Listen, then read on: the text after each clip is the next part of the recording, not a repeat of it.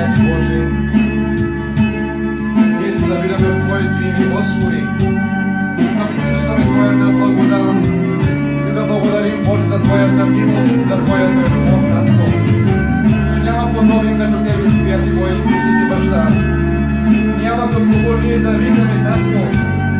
Няма към кого ние да намерим спасение и избавление, освен чрез Тебе всичко, Господи Боже мой.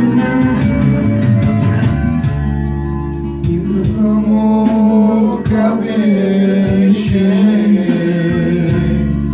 оня труден тежък час и тогава проговори: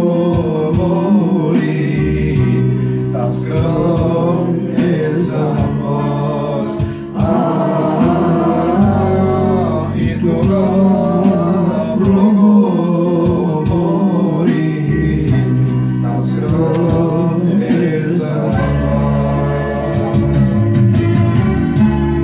što sve dali na него, zarad тази свята кръв, нищо друго той не изна, сърцето си гледа.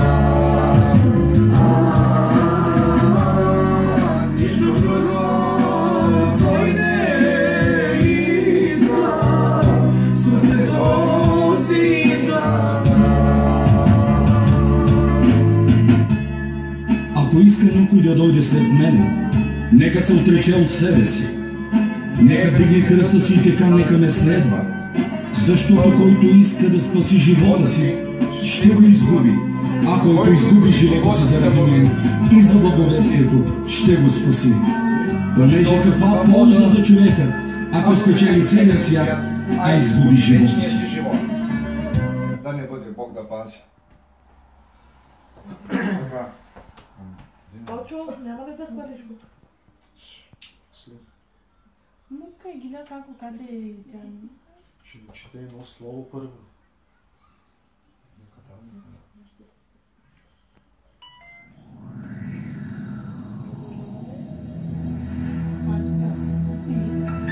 Како мука и гиля како Джана? Како не си Джана?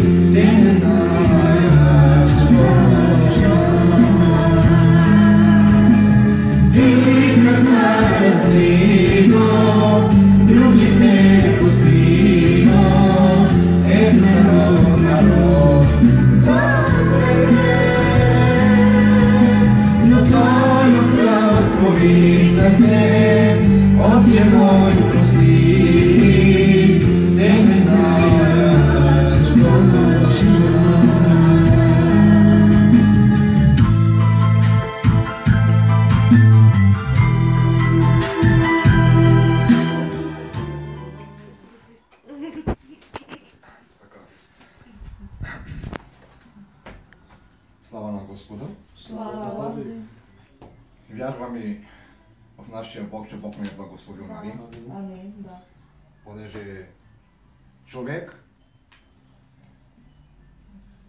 при Бог отива с вяра. Ако не вярваме, няма да търсим Бога. Мисля, че в Евреи 11 глава, там Бог говори много чудно слово. Искам да го прочета и ще преминаваме на една кратка молитва за благословение и ще хвалим Божието име, за да не грешим нещо, понеже обичам аз да чета от Словото директно да го говоря, без да поставяме нищо по нашите мисли, понеже Бог обича това, което ни заповядва, да вършим всичко чрез Неговото Слово.